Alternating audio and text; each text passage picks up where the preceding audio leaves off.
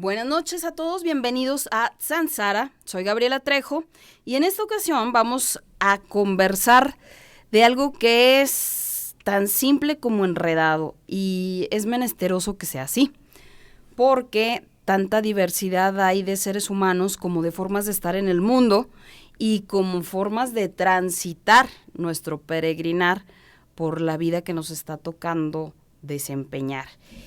Es así que vamos a conversar esta noche acerca de cómo nos relacionamos los seres humanos y sobre todo desde dónde. ¿A qué me refiero con desde dónde? Bueno, pues quizá desde el origen, porque muchos nos relacionamos tantas veces desde las heridas, desde lo que aprendimos, desde lo que no nos dieron, desde lo que sí traemos y desde, en esencia, lo que somos de ahí, de origen. Por eso era menesterosa la presencia en esta cabina de la maestra Lupita Morales Pleasant. Ella es especialista en asuntos como, por ejemplo, la psicología generacional, que habla justamente de esto, de toda esa parte de incubadora gestacional que nos convierten en el adulto, que vamos por la vida demandando todo lo que nos faltó. Y nada más, con ese pase de balón la dejo, maestra. ¿Cómo está? Buenas noches, bienvenida y gracias por estar aquí. Con mucho gusto de compartir este tema tan interesante y tan actual, Gaby. Cuando me invitaste a hablar de relaciones me pareció algo estupendo, ¿verdad? Porque fíjate que la ilusión, nuestra fantasía, nos hace creer que nos relacionamos con otros. En realidad, nos relacionamos con nosotros mismos en presencia del otro. Es decir, de cómo andamos en la relación interna, esa es la manera como nos relacionamos con los demás. Entonces no es algo tan sencillo, por ejemplo, enjuiciar una relación o juzgar la manera como el otro se comporta conmigo, porque de alguna forma tiene un fondo personal muy importante y a veces lo que decías tú del fondo generacional. Sí. Fíjate que yo he estudiado todo lo generacional, todo lo sistémico, a través de la psicoterapia Gestalt. Porque si solamente trabajas al individuo y no te das cuenta de todo lo que ocurrió con sus ancestros, con sus familias, a veces no hay forma de solucionar. Porque en muchas ocasiones este diálogo interno que traemos es que traemos un conflicto con nuestra familia. Una herida muy profunda que no se alcanza a ver a simple vista. Claro, y fíjate, una herida no solamente con los papás o hermanos, sino con los abuelos y los bisabuelos. La gente que nos escucha dirá, pero ¿cómo? Si en muchos de los casos hay quien ni los alcanzó a conocer, es más, de familiares que ni sabía que existían. Fíjate que hay algo muy interesante que nos enseñó Sigmund Freud, que se llama el inconsciente. Uh-huh. Y hay un inconsciente que es lo que yo voy reprimiendo, que no quiero sacar a la luz, pero hay otro inconsciente que es generacional o inconsciente colectivo. Entonces, en este inconsciente, vamos a imaginarnos que es como un disco duro, como una nube, donde se guardan muchas experiencias. Y entonces, ¿qué es lo que ocurre? Traemos información de muchas generaciones de nuestros ancestros. Y traemos informaciones muy bonitas, muy nutricias, muy bien acomodadas, y otras no. Traemos informaciones de personas que vivieron experiencias difíciles y que se grabaron en dolor y que nos las transmiten nuestros padres. Si quienes nos escuchan nos preguntasen, maestra, ¿dónde se grabó eso? Si yo ni había nacido, por ejemplo, ¿no? ¿Dónde se grabó? En los genes. Okay. ¿Verdad? Una parte en los genes Y hay algo interesante, esto tiene que ver con las neurociencias. Así es. Resulta que los últimos premios Nobel han sido premios Nobel de las neurociencias. Entonces se ha comprobado, por ejemplo, hay neuronas espejo que copian lo que está ocurriendo inconscientemente. Sí. En ocasiones, fíjate, hay una gran cantidad de información grabada en los memes, es como un meme, que están dentro del núcleo neuronal. Entonces, de pronto, lo que está grabado con una emoción dolorosa, aunque tenga una grabación muy antigua, puede activarse en el presente. Sí. ¿Sí? Naturalmente. Ahora, ¿qué podemos ver nosotros? Tenemos las pruebas. De pronto se repite una historia, por ejemplo, una culpa de alguien que la haya vivido en nuestros antecesores. De pronto alguno de los hijos, de los nietos, pudiera estar cargando esa culpa y querer resolverla en el presente, cuando en realidad no la puede resolver. Necesita reconocer lo que le está pasando, reconocer que no es su culpa, respetar el destino de sus familiares y ser fiel a ellos en amor. Porque fíjate, Gaby y nuestro público, pues eso tú lo sabes, porque has estudiado. Pero el problema es que el amor se transmita con la vida de nuestros ancestros, no que se transmitan las culpas, las situaciones difíciles, sino que nos sintamos las generaciones de ahora libres para actuar de una manera muy adecuada, aunque las generaciones anteriores hayan sufrido algunas cosas.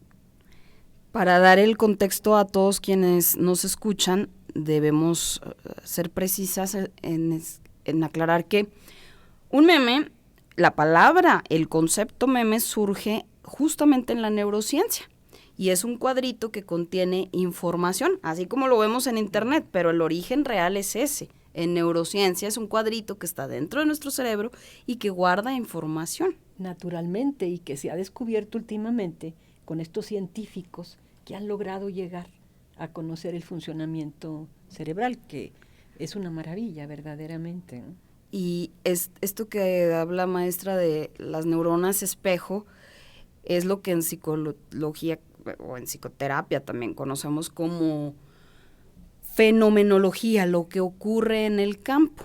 Pero para que todos estemos en la misma tesitura de las ideas, pues es eso que aprendemos, que mamamos del abrevadero de casa y que no sabemos ni por qué, porque es lo que se aprende sin ser hablado necesariamente. Es lo que se percibe, lo que se siente, lo que se sabe, aunque no se hable, aunque no se diga, aunque no se nombre. Fíjate que en ocasiones no tiene palabras. Así es. Tiene acciones, por ejemplo, una cara de disgusto puede grabar más que una palabra que te digan. Ahora hay algo precioso que nos dice Virginia Satir hace mucho tiempo. Nos dice, el lenguaje de las palabras es más bajito que el lenguaje de tus actitudes y el tono de voz. Entonces de pronto se adquieren experiencias a través de que lo que se graba con las actitudes de nuestros antepasados, sí, de nuestros padres, porque también hay un fondo personal de cómo fuimos viviendo, ya no digamos desde el embarazo, desde antes del embarazo, Gaby. Sí. Porque entonces, ¿qué ocurre? ¿Dónde estaban mis papás? ¿Cómo fue el proyecto de que yo naciera? Sí. ¿Me desearon mis papás? ¿Tenían una posición saludable para recibirme? ¿Qué ocurría? ¿Cuál es su proyecto para mí? Porque inclusive en muchas ocasiones los papás tienen proyectos para los hijos. Ay, yo soy un buen médico, ¿qué tal que mi hijo sea un médico también? Que pueda tener mi consultorio. Así y entonces en ocasiones anteriores, ahora ya hay más conciencia, pero los padres se dedicaban mucho a querer que sus hijos siguieran sus vocaciones, por ejemplo. Sí. Entonces de pronto nace el chamaquito con poca libertad para ser el mismo. Hasta el momento limitante de darles el nombre del bisabuelo, del abuelo y del padre. Imagínate, es una carga muy importante, que a veces son, el motivo es una experiencia amorosa, yo quiero que él reciba todo lo de la familia, pero llega a ser limitante. Y en muchas ocasiones, si hay un deber ser muy fuerte de parte de las familias, los jóvenes, la persona que inicia su vida, termina dándole la espalda a su vida para estar resolviendo lo de los papás. Así es. Entonces yo me acuerdo, hay un ejercicio, un movimiento que hacía mucho Virginia Satir y que me gusta mucho, donde puedes probar a darle la espalda a la vida, a lo que está afuera, y limitarte. Entonces es una sensación muy desagradable de no ver lo que estás haciendo, de no ver, por ejemplo, a tus hijos porque ves a tus padres. Sí. O sea, estás atorado, cargando, queriendo resolver lo de los padres y dejas de ver a tus hijos o dejas de ver tus proyectos también. Porque no solamente venimos aquí a tener hijos, la creatividad y la experiencia del ser humano es crear proyectos de vida, Así tener es. como un sentido en su vida. Y al mismo tiempo esos hijos, o cuando nos toca estar en ese rol de hijos, cuánto es determinante el disponer o no de la mirada y preferentemente amorosa de los padres, ¿no? Fíjate, siempre tenemos a los hijos por amor, porque es un acto de amor la fecundación, vamos a decirlo así, Sí. ¿verdad? En ocasiones los padres tienen situaciones muy difíciles, que su acto más amoroso es dar a su hijo en adopción. ¿Sí? De pronto está Sí. tan complicada su vida que considera el padre, inconscientemente a veces, que su mejor opción de amor es dar a su hijo a que lo cuiden unos padres que puedan cuidarlo realmente. Que sean garantes. Naturalmente, y ahora pasa algo. Cuando hay situaciones de los padres de abandono, situaciones difíciles, de pronto el hijo llega a tener un resentimiento o una sensación de no merecer la vida. Sí. Entonces, aquí es importantísimo, por eso existe la psicoterapia, que tome su vida y que resignifique el acto, por ejemplo, en el caso que comentamos de adopción. Yo voy a resignificar que gracias a que fui una hija adoptiva, pude estudiar, viví en la ciudad, porque luego me puedo dar cuenta que a lo mejor mis padres vivían en el campo, no tenían recursos. Entonces, el acto, vamos a decir así, terapéutico más importante es la aceptación y el darnos cuenta de lo que es. Primero me doy cuenta de lo que es y luego ¿qué hago? Digo, sí, lo acepto.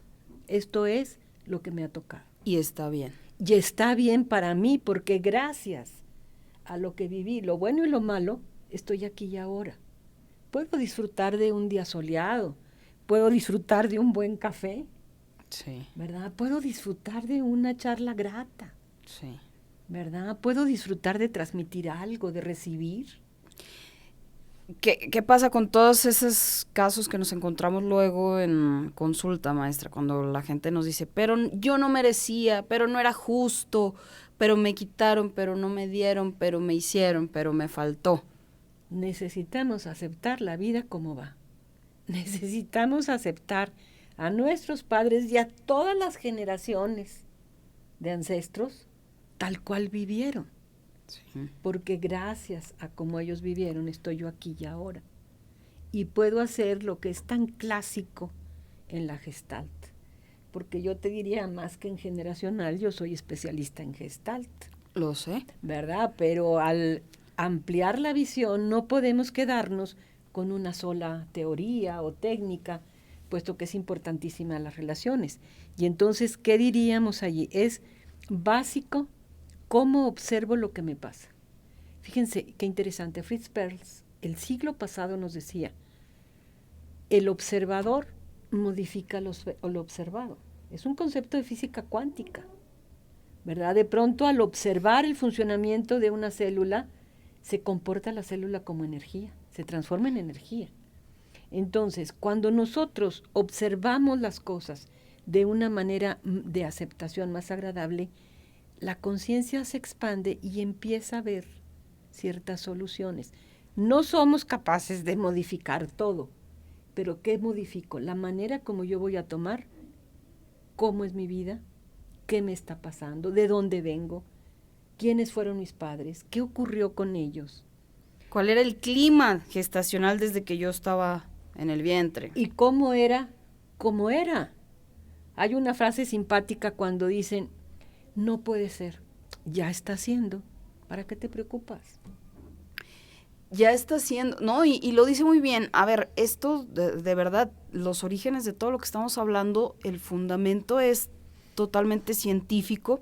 Otra de las técnicas de abordaje de esto que estamos diciendo, que lo describió muy bien con su trabajo Ronald L. Hubbard, es la dianética, que describe cómo desde que estamos, bueno, por todos los motivos en que estemos en inconsciencia, empezando por cuando estamos dentro del vientre materno, estamos percibiendo e incorporando, integrando, haciendo nuestro lo que ocurre en el campo externo.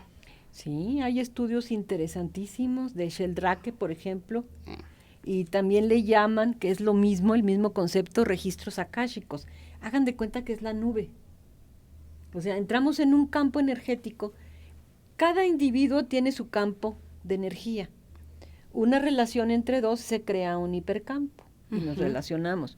Una familia tiene también un campo de energía, donde se relacionan entre sí y si le pasa algo a alguien, tiene efectos en el otro. Son características que están comprobadas. La terapia sistémica, que son los inicios de esto mucho más moderno, que es todo lo transgeneracional, y como herramienta de trabajo constelaciones, ¿sí? Todo esto se basa en entender lo que es el campo energético. Fíjate qué interesante, el representante, podríamos decir, de las constelaciones fue Bert Hellinger, que murió recientemente.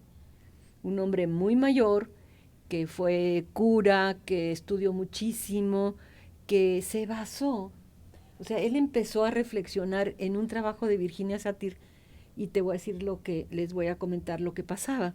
Invitaba a varios miembros de la familia a terapia familiar, y de pronto faltaba uno de los invitados. Y decían, pues háblenle al vecino, que se venga a representar al abuelo. Entonces llegaba el vecino a la terapia familiar, y el vecino como que entraba en toda esa sintonía de la familia y empezaba a responder como si fuera el abuelo. Como que respuestas que correspondían a lo que al abuelo. Entonces empezaron a darse cuenta que de pronto esa información familiar la tiene la persona y se le puede transmitir. Antes se decía, yo creo que recuerdan esta frase, no hagas al otro lo que no quieras que te hagan a ti. Y yo diría también, no pienses del otro lo que no quieres que piense de ti.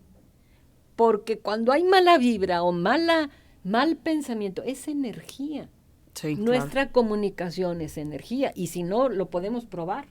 Los invitaríamos a nuestros escuchas o videntes a que lo prueben. O sea, tú cambia un pensamiento o un juicio hacia el otro por algo positivo y se empiezan a solucionar los conflictos. A propósito de las relaciones, ¿verdad? Si tú estás con más limpieza ante aceptar lo que está allí, entonces empieza a evolucionar todo de una manera mucho más armónica. Una duda que con mucha frecuencia expresan los pacientes en la consulta es, bueno, y a ver, todo esto ya lo entendí, pero ¿y entonces cómo saber? Porque la línea es delgadísima y además casi imperceptible. ¿Cómo saber qué es lo que debo resolver porque sí es mío? Y cómo distingo eso de lo que no me pertenece y no es mío para poder devolverlo a su dueño original. Claro, a un ancestro, por ejemplo. Mira, hay dos formas. Hay una técnica de Anna Ansline muy bella, que es todo lo transgeneracional, ¿verdad? Es hacer un árbol genealógico.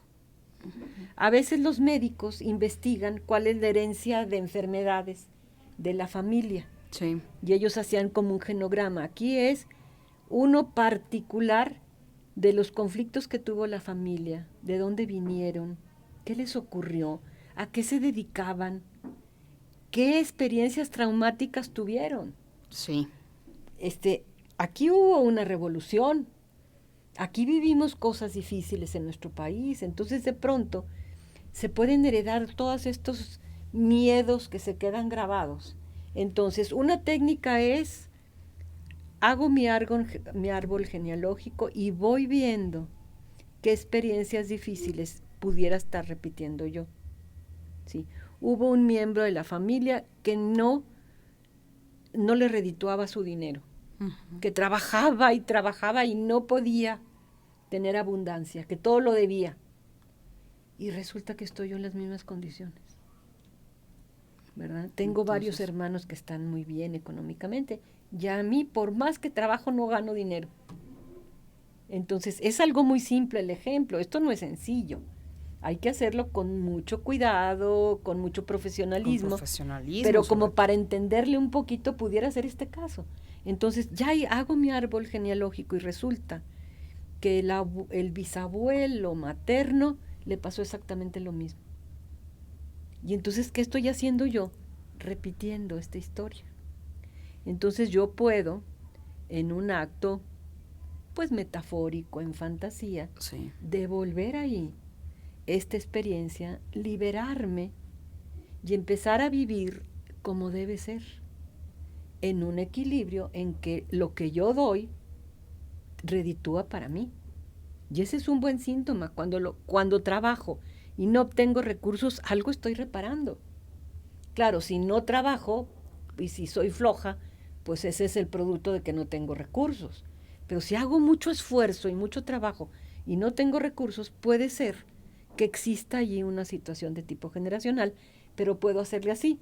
Primero hago el árbol genealógico y todos tenemos cosas que acomodar y vamos sanando. Y la otra es, desde el conflicto del presente o la figura, busco hacia atrás. Entonces puede ser, desde el fondo, desde el árbol, resuelvo cosas.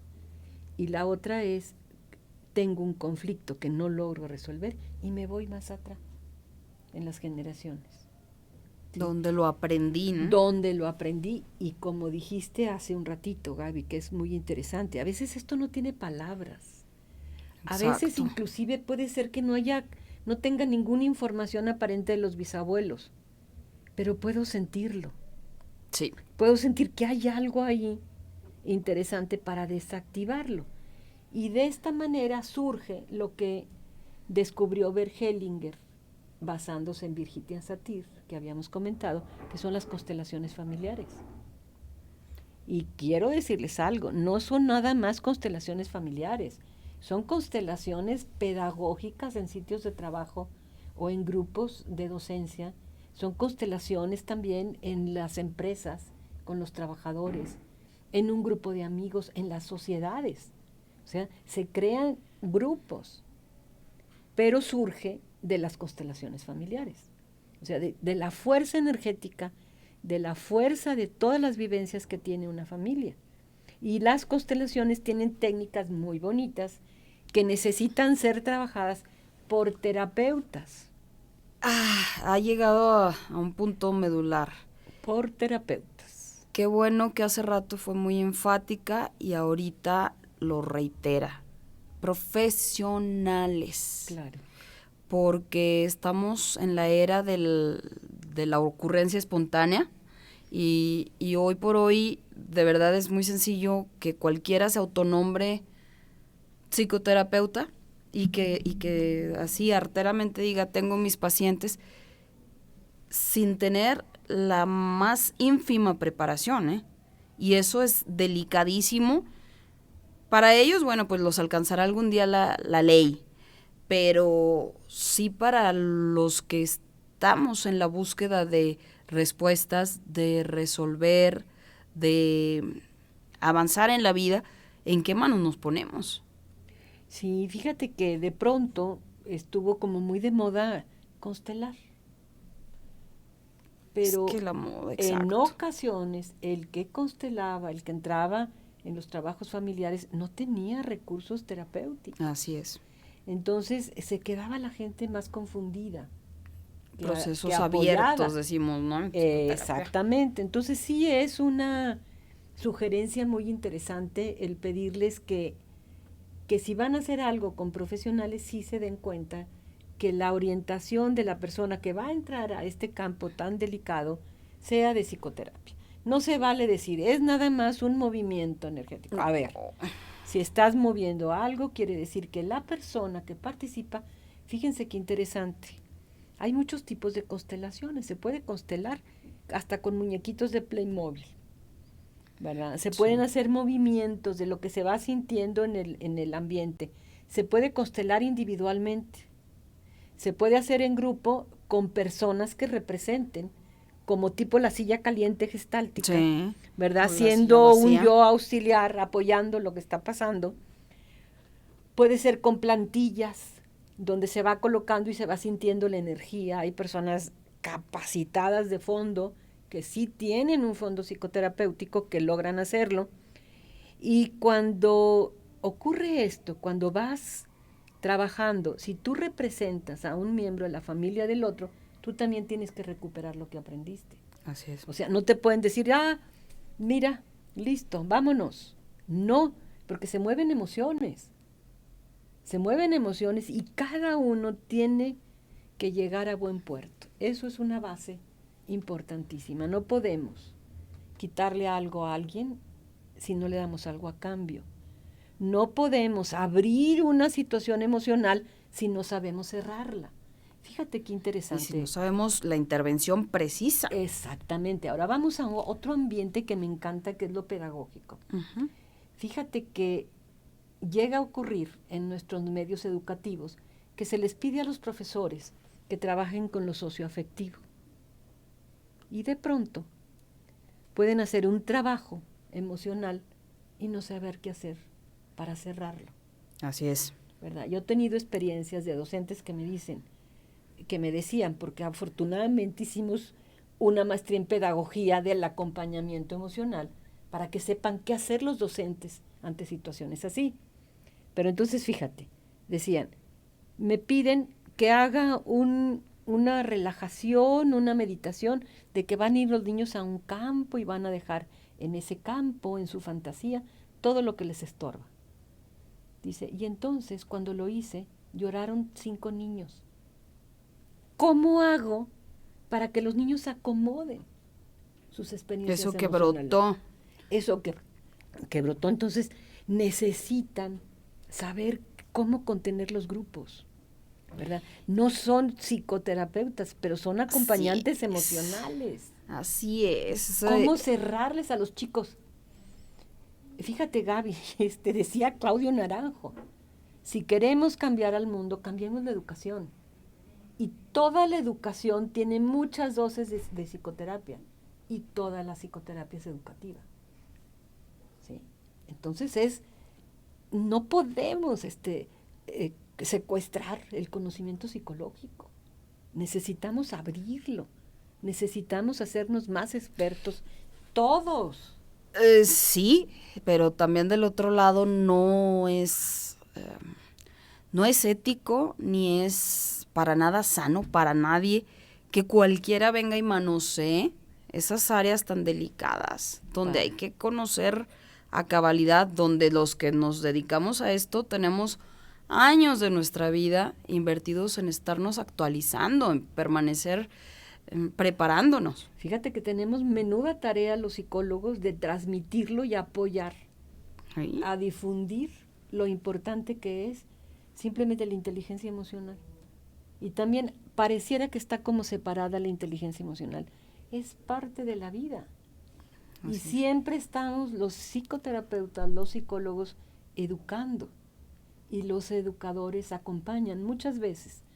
Es a través de la resiliencia, con un comportamiento amoroso, con un docente que esté en contacto con él mismo, que transmita un buen ejemplo, allí ya están haciendo resiliencia.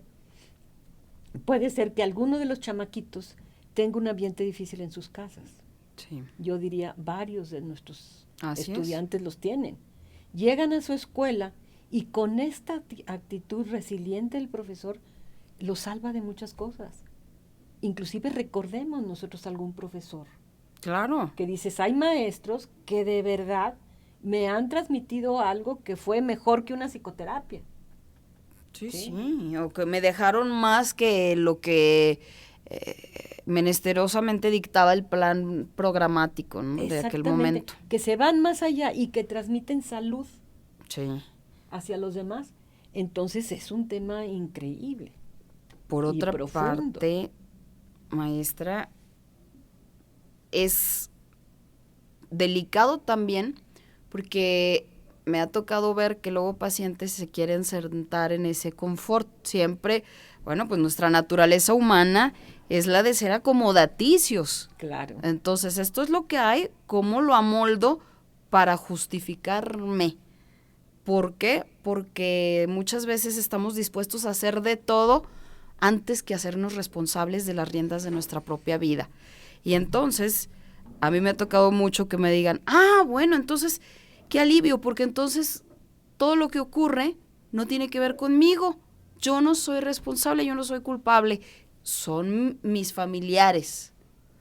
Sí, fíjate que el nivel, o sea, los psicoterapeutas necesitamos llevar y aprender a llevar a nuestros clientes a un sitio que dice la psicología positiva, el locus responsabilis, Así el es. lugar de la responsabilidad.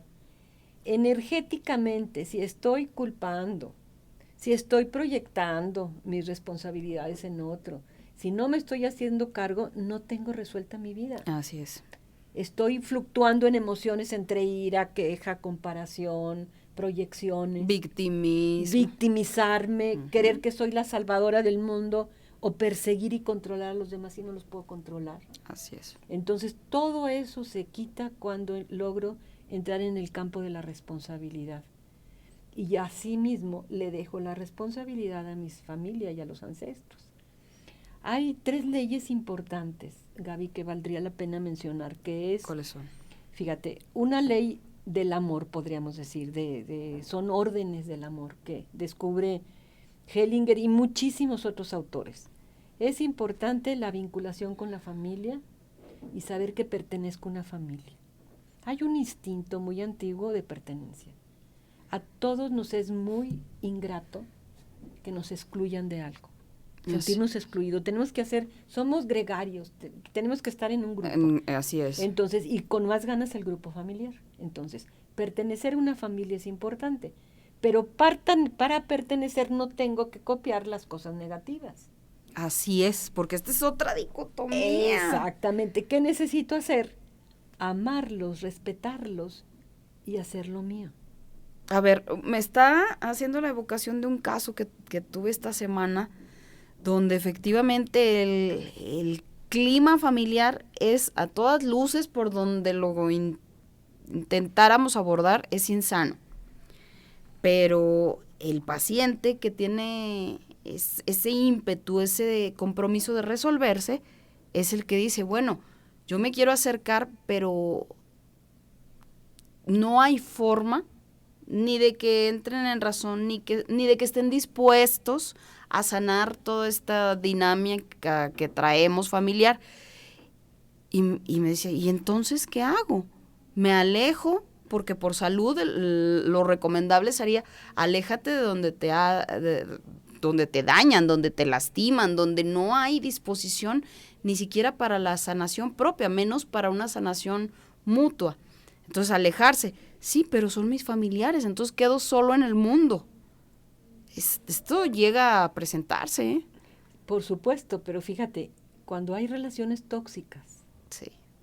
de ese tipo, necesitamos alejarnos de lo tóxico. Pero ¿qué es lo que pasa? Hay otro tipo de soluciones cuando él se empieza a responsabilizar y llegan a pasar hasta cosas mágicas, donde aprenden, esto es también bastante, ¿qué te diré? Sanador.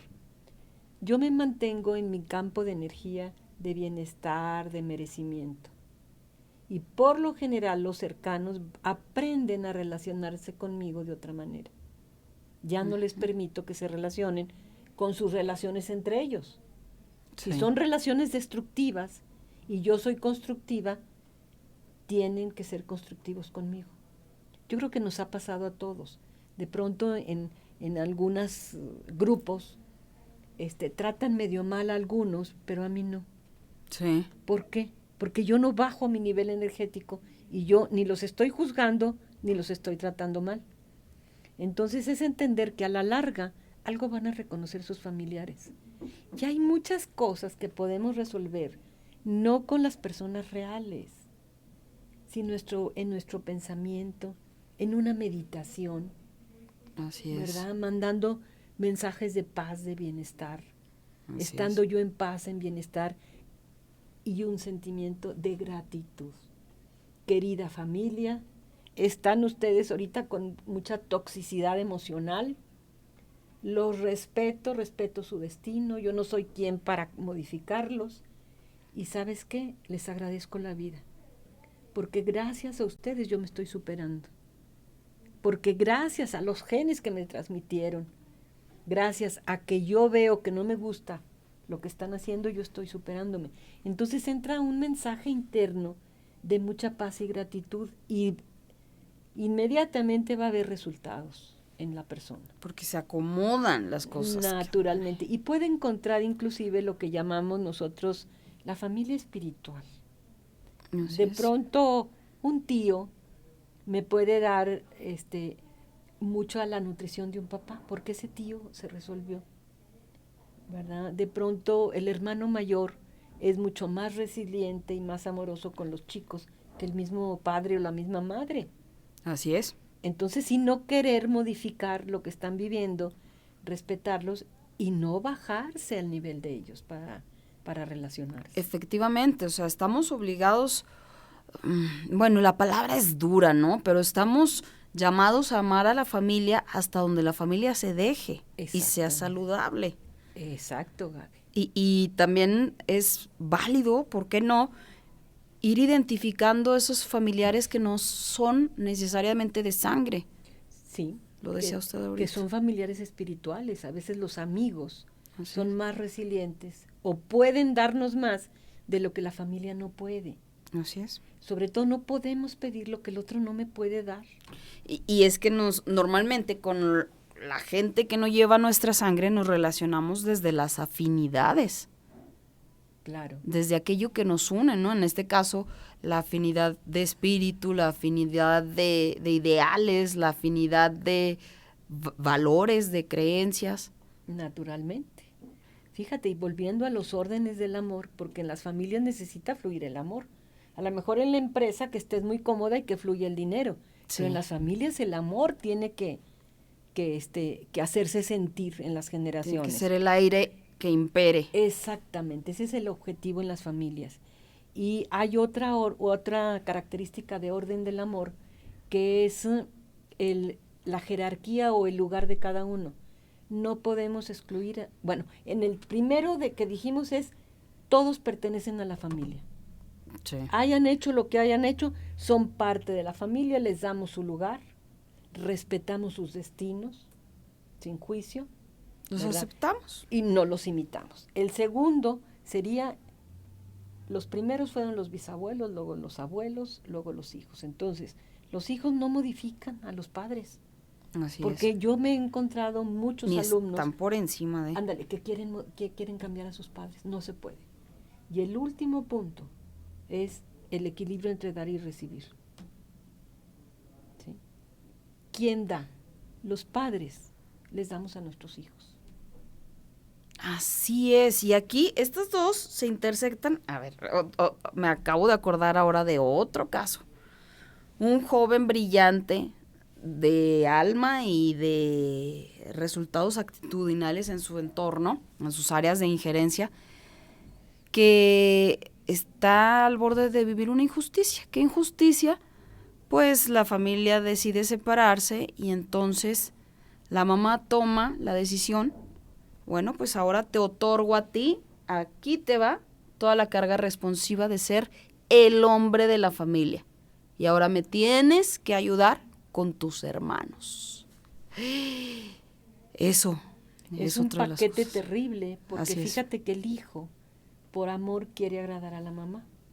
Sí, Pero es un deber ser que le va a impedir a él ser. así es. O sea, cuando asumimos por amor algo que sí podemos y necesitamos ser amorosos con los padres, darles cuidados, pero no con la obligación de un deber ser, porque no toca.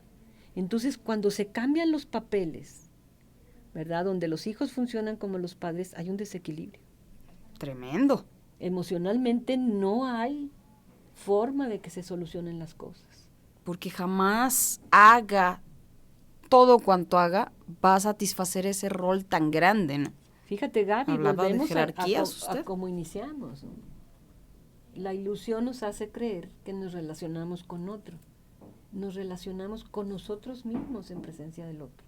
Si yo no estoy bien con mi esencia, con lo que yo soy, difícilmente me va a ir bien con la vida. Y no solamente eso, que no lo hemos tocado. Me enfermo físicamente, física y emocionalmente. Somatizamos. Somatizamos. Hay muchos bloqueos emocionales que tienen como consecuencia enfermedades. Antes de ir hacia allá, hay otra peculiaridad que valdría la pena traer aquí, que es cómo en una misma familia, una misma experiencia afecta de manera distinta, impacta o toca de manera distinta a cada uno de los miembros.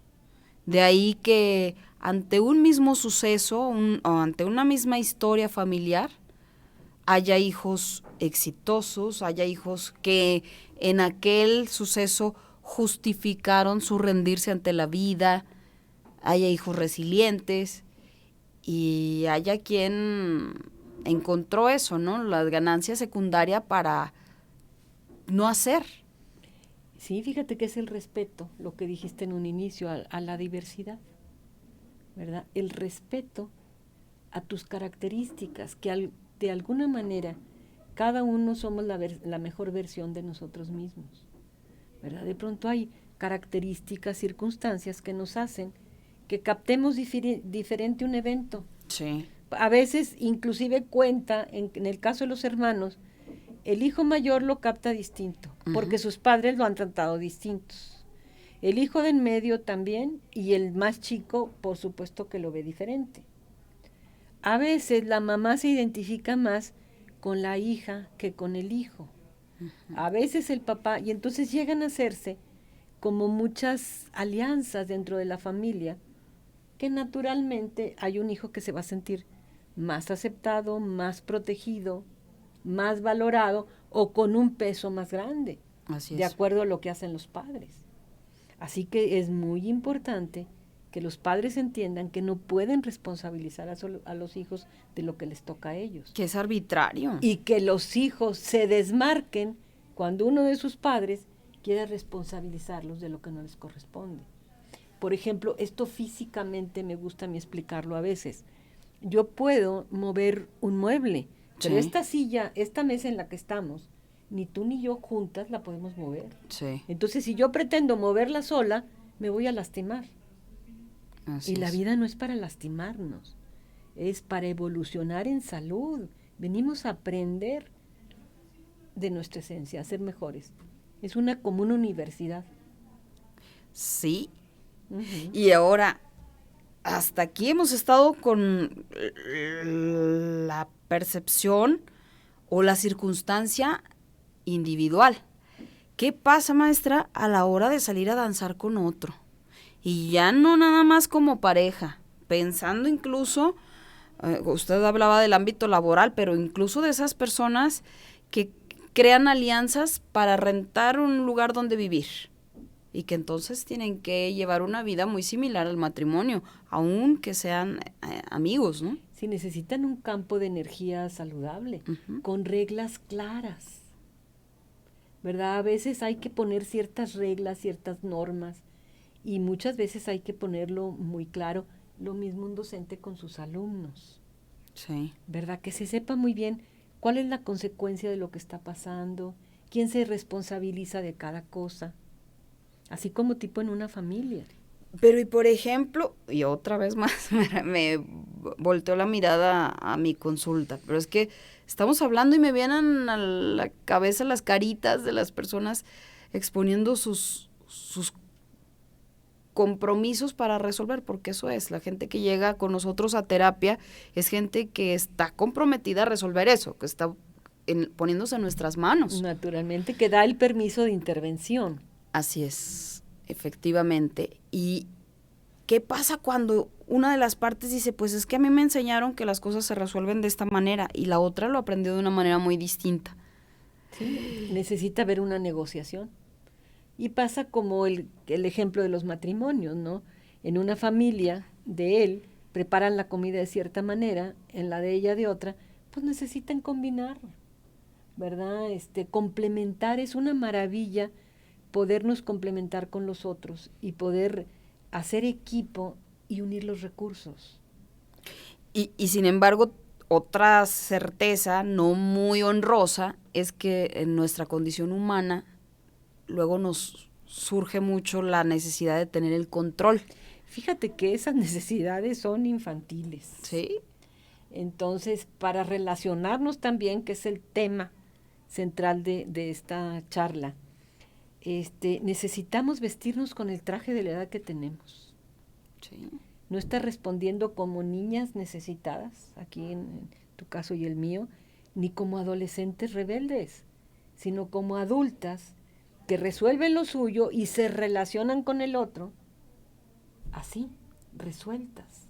Entonces, por eso es tan interesante el tener ese trajecito de adulto. A mí me encanta recordar de repente algún profesor que me decía, una chica de la prepa, dice, mi profesor se emberrincha como niño, hasta patalea. Entonces imagínate como un grupito de chapos, de jovencitos de la prepa, y ver un comportamiento infantil en su maestro, se desequilibra todo. O de repente esa postura del adolescente que se siente muy acá y se pasa revelando ante todo, en una queja continua. Y allá vemos muchos adultos que nos regresamos a esas etapas. Por eso hay que resolver también otro fondo del que no hablamos, que son nuestras experiencias vividas. O sea, hablarle a nuestro niño interior y decirle, oye, no, ya no estás chiquita, olvídate de esos miedos infantiles. La vida es así, decirle a nuestro propio adolescente, cuidado, entra en equilibrio. ¿Qué pasa cuando una de las partes quiere resolverse y la otra no? Porque eso también ocurre a la hora de ir a relacionarnos con lo que sea, con parejas, con amistades, cuando hay una persona en total disposición y dice, pues yo aquí estoy, pero el otro no está dispuesto porque está erguido en su cúmulo de creencias, ¿no? Y así debe ser y así es. Sí, y nadie puede influir en el otro más que él mismo. Siempre las terapias son autoterapia, ¿verdad? Nosotros como psicoterapeutas, el hecho de que vaya un cliente a terapia está dando sí quiero resolver, pero entran las resistencias inconscientes, donde entran los miedos, bueno, ¿y si dejo de ser como soy, qué me va a pasar? Así es. Sí, entonces, ¿qué necesitamos ahí? También el respeto. Me gusta este ejemplo. Yo toco en un sitio varias veces y no me abren, y no me abren, y no me abren. Vuelvo a tocar y no me abren. ¿Qué necesito hacer? Ve a tocar en otro sitio. O sea, no está funcionando ni la manera como lo estás haciendo, ni te están abriendo allí. O sea, la vida es muy sabia. Nos va dando muchas señales y sincronías para saber qué hacer, y también con las personas. Y ahora me hizo acordar de otro paciente más que está muy en el apego, muy, muy, muy en el apego, y estamos ya valorando incluso una cuestión hasta de organicidad, porque por más que trabajamos, que hemos hecho ejercicios para que se resuelva, luego su mente lo avasalla tremendamente y entonces esto ya son matices de ansiedad elevados, ¿no? O sea, no puedo sin esta persona, no logro, no. Pues sí, fíjate, La codependencia desmesurada, ¿no? naturalmente, y allí él se está yendo a etapas muy tempranas. Cuando en la pareja, si se trata de pareja, este, esta persona muy probablemente cuando no se pueden desapegar es que se está reviviendo la historia con mamá. Porque sin mamá no vivimos. Sin una persona que nos alimente no vivimos. Entonces, como la relación de pareja se parece, es tan simbiótica en ciertos sentidos, se entrega tanto, se apuesta tanto. Entonces, de pronto, ¿qué es lo que pasa? Creo que me puedo morir si me separo. Así es. ¿Sí? Entonces hay que resolver el fondo Como personal. como el bebé tan, pero tan vulnerable, tan indefenso, que de pronto se lo despegan del pecho a la hora de amamantarlo, esa sensación es la misma. Es la misma que se vive y que se necesita que, que se recupere ese niño herido. Ahora, la mezcla de las personas que se interrelacionan y que no necesariamente o con poca frecuencia, porque la familia perfecta no existe, lo hacen desde un estado saludable de relacionarse, desde una forma sana, adecuada, acertada. Nadie nos enseñó a vivir. Entonces, estamos a prueba y error a cada momento. Los hijos, que son el resultado de estas mezclas no perfectas en cuanto a modos de relación, diría Miriam Muñoz, gestálticamente hablando. ¿Sí? ¿Qué pasa con los hijos? Pues los hijos que tenemos a padres o que ya no están aquí los padres, necesitamos eso, una dosis de responsabilidad y de honrar aceptando a los padres. Eso para los hijos. Y los hijos, acepta decirles a los padres o a los abuelos, acepta cómo son tus hijos y encuentra los recursos. No impongas un deber ser rígido. Da la libertad de ser al otro. Respétale ese derecho, Por supuesto. valídaselo. Así es.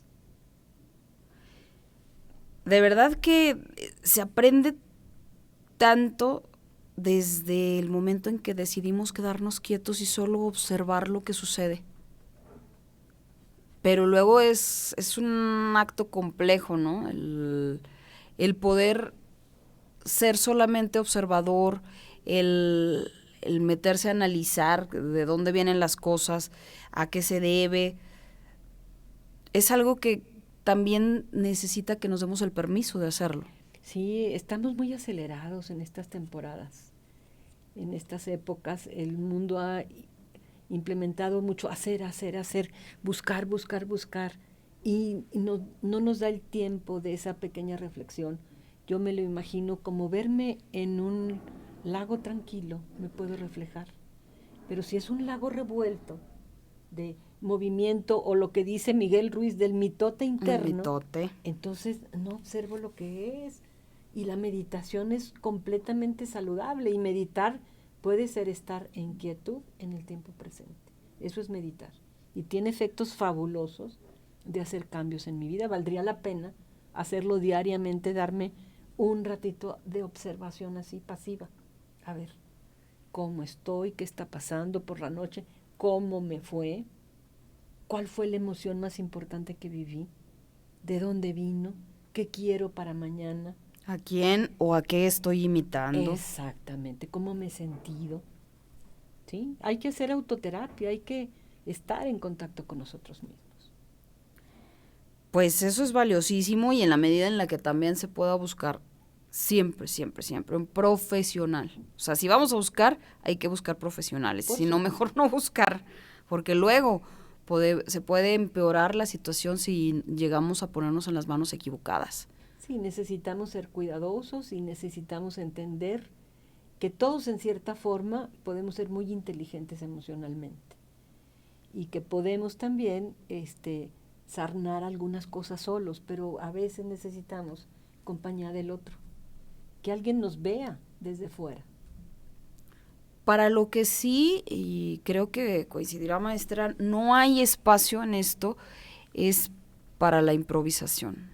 Ponernos en manos de una persona improvisada agravaría tremendamente los problemas, Pues ¿no? me puedo quedar más confundida, Así. ¿verdad? Porque no hay recursos. Entonces sí, la invitación también para nuestros colegas psicólogos, psicoterapeutas, médicos, hasta las trabajadoras sociales, ¿verdad? Infórmense, estén bien con ustedes mismos, prepárense en el área psicológica. Y quienes no tengan ningún tipo de preparación referente a esta clase de cosas, Pues piénsenselo dos veces para entrar y hacer algo para lo que no están preparados. antes de tocarlo. Exactamente, son áreas muy complejas, extraordinarias en las soluciones, y sí tenemos que ser muy responsables. Efectivamente. Muy bien. Pues muchas gracias, maestra Lupita Morales Pleasant, por estar aquí, por compartir esta faceta, que si bien es cierto, pertenece, o le dimos el abordaje, porque podíamos haberlo abordado desde 1001 formas, ¿no? Desde 1001 sentidos, desde cognitivo-conductual, desde sistémico, desde tanto, pero lo abordamos desde psicología generacional, esto que es tan vasto, tan apasionante como es el relacionarnos con los otros. Esa que es una de las áreas que usted domina, la psicología generacional, fue el matiz que tuvo este programa, pero cierto como lo es, su base, su piedra angular de trabajo es el campo de la Gestalt, que es otra parte importantísima que permite, que facilita el comprender hasta dónde estamos resueltos y qué parte tenemos resuelta y qué parte no. Así es. Y luego, cuando tenemos unas partes resueltas, ¿qué más va surgiendo, no? Si no terminamos, es crecimiento personal continuo. Y le pediría antes de despedirnos, ¿qué le dice a todas esas personas que piensan que ir a psicoterapia es una sesión y ya? Y que ellos mismos lo verbalizan. Ya estoy bien. Sí, son generalmente procesos, ¿verdad? Y podemos acudir, sobre todo en la psicoterapia gestal, podemos acudir, y en lo familiar, sin tener que estar con síntomas terribles. Podemos hacerlo como crecimiento personal. Así ¿verdad? es. Y todos necesitamos eso, que nos escuchen, ¿verdad? Que nos ayuden a la reflexión y que nos acompañen, que no se responsabilicen de nosotros, pero sí que nos acompañen saludablemente, profesionalmente. Pues nos vemos en la próxima. Por lo pronto, muchas gracias por esta noche. Un placer, Gaby, compartir contigo este tema tan interesante. Así es. Gracias también a todos ustedes que nos acompañan desde donde quiera que estén. Esto es Sansara, soy Gabriela Trejo. Nos vemos mañana. Buenas noches.